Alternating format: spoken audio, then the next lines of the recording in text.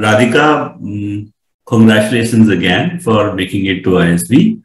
All your hard, smart work has all paid off. So congratulations again. Thank you. Thanks. So let's start with the first question. That your total experience less than the class average and a GMAT score which is just about the class average. Tell us about your profile and what you think worked in your favor. I think what truly differentiated my profile can be broken down into three broad areas. So the first thing was that I was lucky enough to be a part of an organization where I did interact with a lot of international stakeholders. So I had a fairly international work ex, which I think is few and far between in the ISB cohort. Secondly, I had some really unique extracurriculars. So things like I was a rifle shooting enthusiast. I was a part of the culture task force in my organization, and I'd organized a lot of cool cultural events. So I think it was those aspects that further differentiated my profile. And then lastly, in college, I took up a very interesting and different activity. I decided to invest my time in college in academic research. Of course, I was lucky enough to be introduced to the world of academic research by my professor, but I decided to invest time and pursue that aspect of college, which very few people do. And I think it was a mix of these things that really gave my profile a very different flavor compared to other people who might come from a similar marketing or agency background as me. And I think that sort of helped push me over the edge, even though I had, an average GMAT score, in fact, even below average for our year, and just enough work ex to make it through for the PGP. So I think it was those three things really that differentiated me. Excellent. Given your BMS finance education background and marketing and brand management experience, what were the key focus areas in terms of your approach in building your application? So I think the very first thing I did even before I approached ISBmantra was having a broad trajectory of my story in place, even if it might be right or wrong, correct or incorrect approach, because I feel like that's the first step towards building your application, even before you get the GMAT. Understanding, why do you want to do an MBA, and having that clarity of thought on your own is extremely important, and I think really smoothened the entire process for me. I think once I was clear about what my story was, what my why MBA was, I think then I sort of started looking at my profile and what do candidates of my profile would need to do to get into organizations like ISB. And that's when, of course, you come across the mammoth of GMAT, or this gatekeeper that people think almost to your top B schools. And taking this approach really helped me because it made me realize that GMAT is just a component, to my entire application. Especially for diversity hires like me, it can be a huge deterrent. Because that's the first thought you have. I won't be able to crack the GMAT. A lot of us leave math in 10th grade or even 8th grade. A lot of us haven't studied for a long time since we are from creative or diverse backgrounds. So it's very important to note that it's important to look at things holistically from day one, to look at all of the different components that go into the application from day one. And that's when I knew that if I had a 700 or a 710 in my GMAT, it was definitely an average score, but it would be enough for me to sort of solidify my application. And once that was clear, and I gave the GMAT, I then proceeded on to approach ISBmantra and build my application through the rigorous and very organized way that ISBmantra helps their students finally create a holistic application on paper.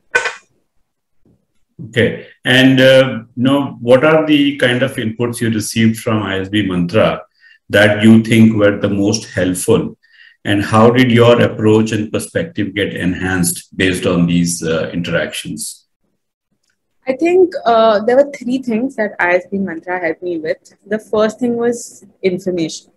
So ISBmantra really gives you first-hand information on ISB. You have a huge network of ISB alumni, people who have first-hand experience with the ISB AdCom, working in ISBmantra. So that's the most high-quality information you're going to get, because there is so many online forums, especially where MBAs are concerned. It's an information overload. You don't know what to trust, what not to trust. So I think that was the number one thing, even through my initial interactions with the experts at ISBmantra, was what really helped me clarify any doubts I had about the process, about the school, etc. I think the second thing is it really helps you organize your application process. So for someone like me, I used to work 12-hour, 14-hour work days, and I was parallelly prepping for GMAT, parallelly prepping for B-school admissions.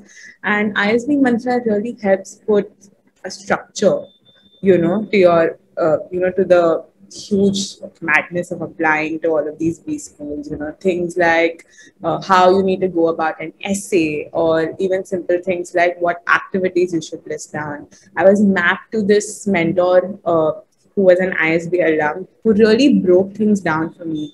So it sort of saved me a lot of time and a lot of effort in figuring things out on my own. And I think the last thing that ISBmantra helps is really validating you at every step that you're going in the correct path.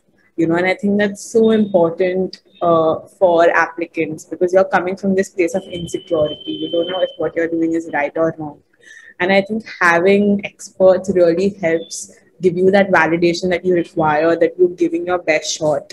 And this is possibly the best application that you can build. So definitely those three things: inform, organize, and validate.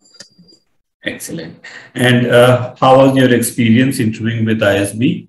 And what were the key areas of discussion during your interview? So I think there are two key things that the ISB interview panel looks to gauge from any candidate. Number one, they want to verify if you're truly the person you say you are on your application. So know your application well. And this is something, in fact, a tip I picked up from one of the ISBmantra interviews on the YouTube channel. I think the ex-dean of admissions for ISB gave this one piece of advice, and I just embraced it. And I think that's what sort of helped me as well. Know your application end to end, know everything that you've put in, ensure that you have multiple talking points and everything, because I think that is the number one thing that interviewers will ask you about. Very few instances where interviewers ask you about things that are completely outside the sphere of what you've mentioned in your application. And I think the second thing is they want to know who you are as a person. They want to know who you are beyond what's on paper. So I think it always helps to prepare some things, some wonderful anecdotes or interesting stories, stemming from either your work experience or a unique hobby. And I think this gives the interviewer a sense of who you are and what your personality traits are, and further sort of makes you a memorable candidate and increases your chances of getting recruited into ISB. So I think those were my two takeaways from my interview experience. Excellent. And you went through mock interviews and counseling sessions with the experts at ISBmantra. Tell us about your different sessions and how that helped you streamline your thoughts, and how did you saw things, changing through these sessions? So I think the biggest benefit of availing of the interview mock interview services of ISBmantra are that you get an immense diversity of thought. So you're interviewed by 5 different people coming from 5 completely different backgrounds, asking you questions from 5 different points of view. So at the end of it, you're extremely prepared to have a conversation on different aspects of the application with anybody. For me personally, I had a very conversational and natural style of interviewing. So I think from day one, I got really actionable points of feedback from each person who mock interviewed me. Things like summarizing my answers, or looking straight into the camera, or knowing what to expect. Like I knew beforehand that one of the panelists would be looking away and not paying attention, and one of the panelists would be very intently looking towards me. Or I knew beforehand that I might have to wait up to 20 minutes in a waiting room. And believe me, those things really help calm your nerves on interview day, because you know what to expect and you're well prepared for any eventuality that might happen. Also, talking to 5 different people about your application ensures that at the end of it, you're 100% sure on what your story is. Because I think the worst thing that can happen is you can interview and then there's inconsistency between what you want and what you think. So I think that was definitely the huge value add that ISBmantra gave to me. Excellent. And how are you spending your time between the admit decision and the time before you join the program? So, to be honest, I am actually spending my time unwinding because I'm preparing for a year of rigor and for a year of transformation, as they call it.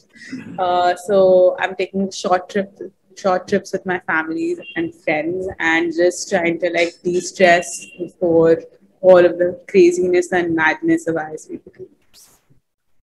And I remember, Radhika, you were waitlisted. Was there any strategy you adopted or steps you took for the waitlist? Definitely. I think, and this was again one key area where ISBmantra was absolutely instrumental in helping with my admit. I was waitlisted, and through the expert advice of you, of course, I was able to send an email to the adcom with any recent developments in my profile or any recent achievements that I might have done. An example of this was that I left my previous job in brand management and actually joined this diversity and inclusion consultancy. So that again was a highly diverse role in a highly diverse industry that wouldn't commonly be found at ISB. So I think that definitely helped, and probably the very next day I got an admit. So that was definitely something that helped with my admit. Excellent. Before we wrap up, what is your advice to the prospective applicants, especially those coming from similar background and experience? I think my advice to applicants would be that I would like to segregate the advice into 2 parts. Mm-hmm. So the first part would be for working professionals. I think a lot of working professionals, their biggest mountain to climb is GMAT. And especially since even when I was prepping for GMAT and prepping for college applications, the thing that they spoke about the most was how do we manage GMAT with work. And I think my advice to a lot of them would be to first gauge the realistic GMAT score they would need to get into the schools that they really want to get into. And once that is ascertained, I think it would be important for them to even realize that they need to invest time into building other aspects of their profile outside of GMAT as well, because that is what helped me with an average GMAT score. So things like taking up additional responsibilities at work, doing some CSR activity via your organization, taking up a unique hobby outside of your work. You don't know how far these things actually go in getting you an admit when there are 5 other people with the same GMAT score as you. So if you're early on in your work ex, if you're someone with 6 months to a year of work ex, my advice would be try to invest as much as you can in building your profile outside of GMAT before you absolutely need to dedicate those 6 months to give GMAT. And for prospective students, for students who are, for students who want to do an MBA eventually and want to go the ISB route, want to get some work ex and want to do a GMAT based MBA, my advice would be the same. I know students who start prepping for GMAT in 2nd year or 3rd year. My advice would be please invest in extracurriculars.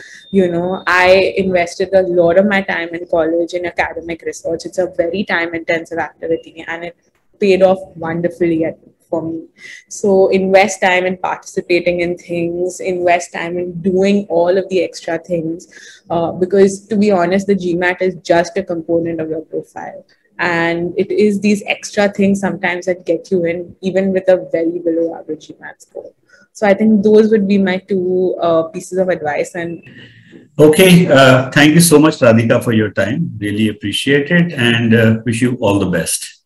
Thank you so much, Vikram, and a big, big thank you to the ISB Mantra team that has been absolutely instrumental in me being where I am today, and wishing you guys all of the success for the future.